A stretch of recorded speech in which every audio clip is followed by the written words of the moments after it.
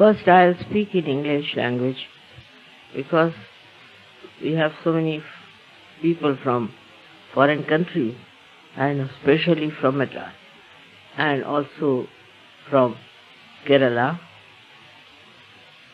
Hyderabad and Bangalore.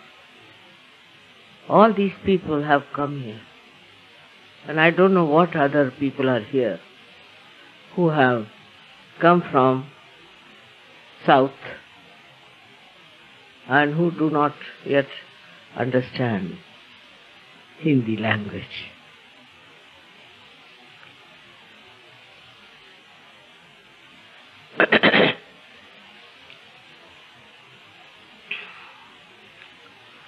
This Shivaratri has a special meaning, I think, because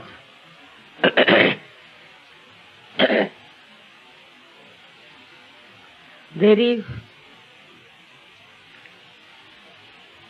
so much. If you read any newspaper in the morning, such horrible news is there about the people who are trying to create all kinds of violence, corruption, and immoral behavior. You are surprised how these days it is so full of all these criminalities going around us. This is the time as if come for the Tandav Nritya of Shri Shiva. Otherwise one feels things cannot improve. It is his anger if it starts throwing wrath on people of this character and this type. I don't know how anyone can save from his wrath. He is a God who is full of love, full of tremendous compassion, but also the another extreme of very destroying character. He can destroy the whole world. He can finish all the creatures that have been created if he gets into a temple.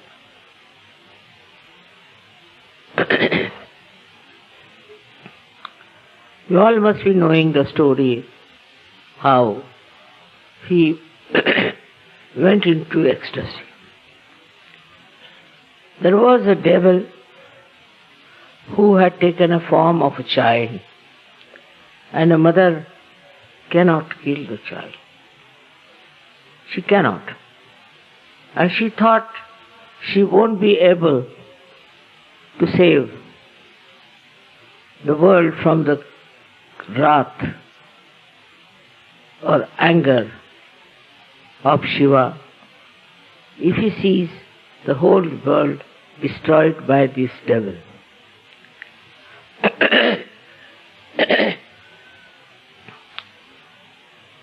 So, she withdrew from her act of sacrificing the child or killing the child, and it was Shiva who took over. And he just stood on the back of the child and killed him. That child was a devil. And so he saved the world from the destruction of this horrible Rakshasa. And then he danced with joy. That's what they call as a cosmic joy. Many people don't understand why He's standing on top of a little child. But the reason was this. So, even people make camouflage today as small children, as very innocent people, as very holy gurus. Shiva can destroy all of them. This destruction has already started and is going with a full speed, I think, all over. Through so many things that are happening, we have got hurricane, storms, earthquakes, many accidents, and so many destructive things are working out, which are the outcome of Kalaki incarnation.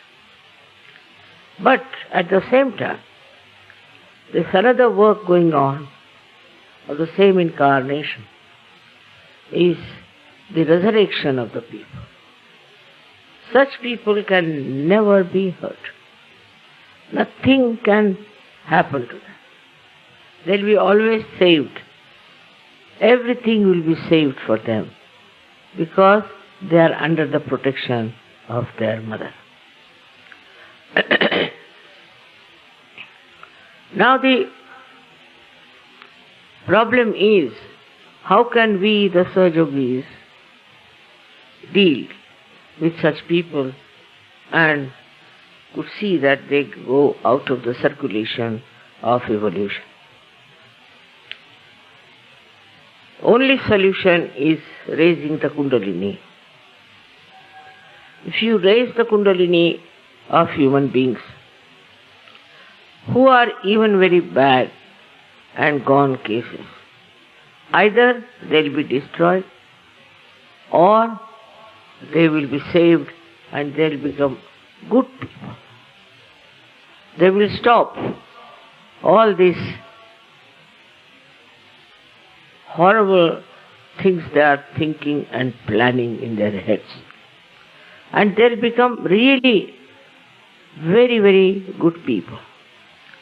It may fail in some cases. I wouldn't say that Sahaja Yoga would be successful in every case.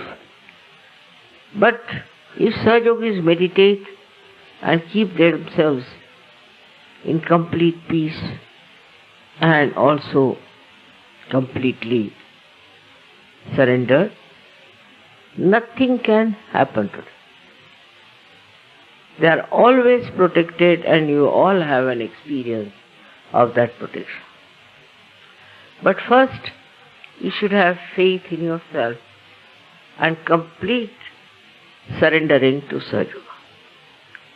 We are so many Sahaja Yogis sitting here, mostly from north, south, east and west of India, and also from other foreign countries. Every country is today under the, we should say, under the control of these negative forces. What we have to do is to make people positive through Kundalini awakening. This you all can do. This you can achieve. For this you don't have to do something special. In day-to-day life you can achieve it and you should do it. This is the only thing that is needed today, is to transform people, and you all can do it. All of you can do it in a very sincere and a good manner. Don't have to get to temper, jump at people, get angry with rude people, but with peaceful attitude you should achieve it. So that this wrathful temperament of Shiva, as they say, the third eye of Shiva won't open.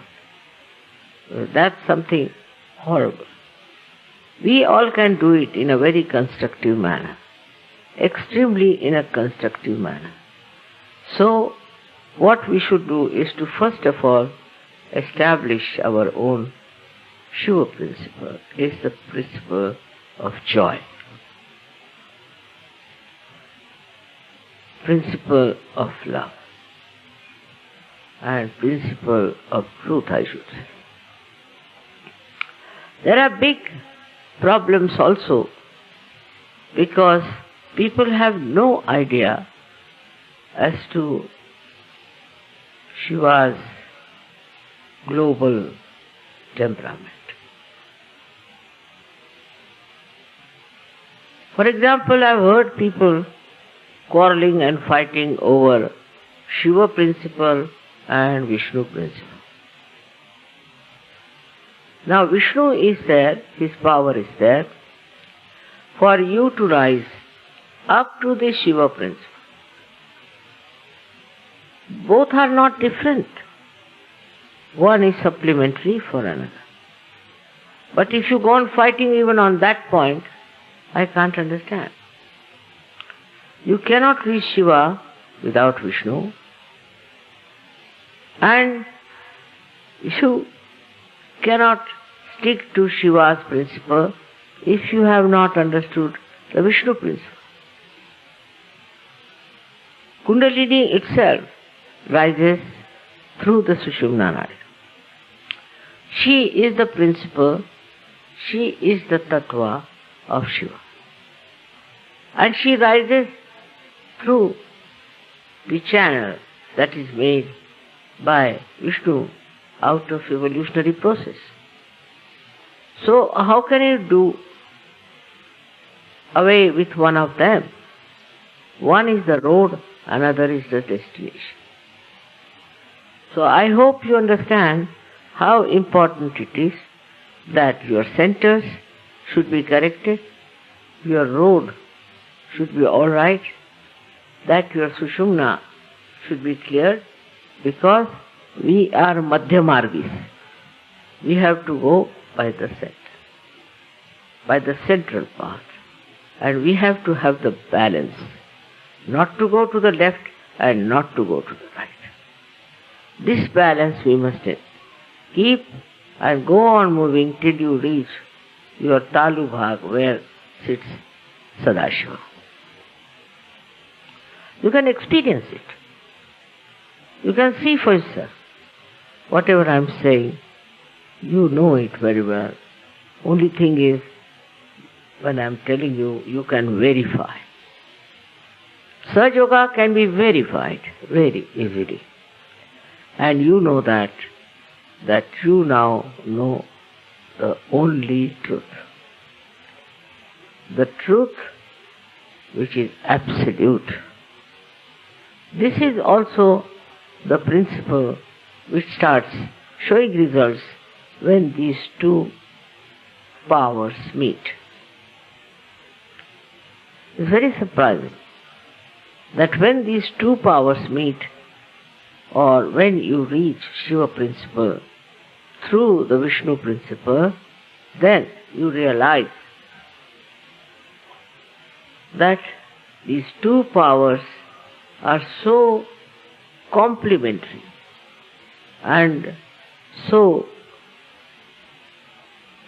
much related to each other. There's no difference in a way between these two powers. And so keep your road, the Madhya Marga, clean and let the Kundalini pass through it. When the Kundalini will pass through it, you will be amazed that the same Kundalini is going through the Vishnu path and reaching at the lotus feet of Shiva.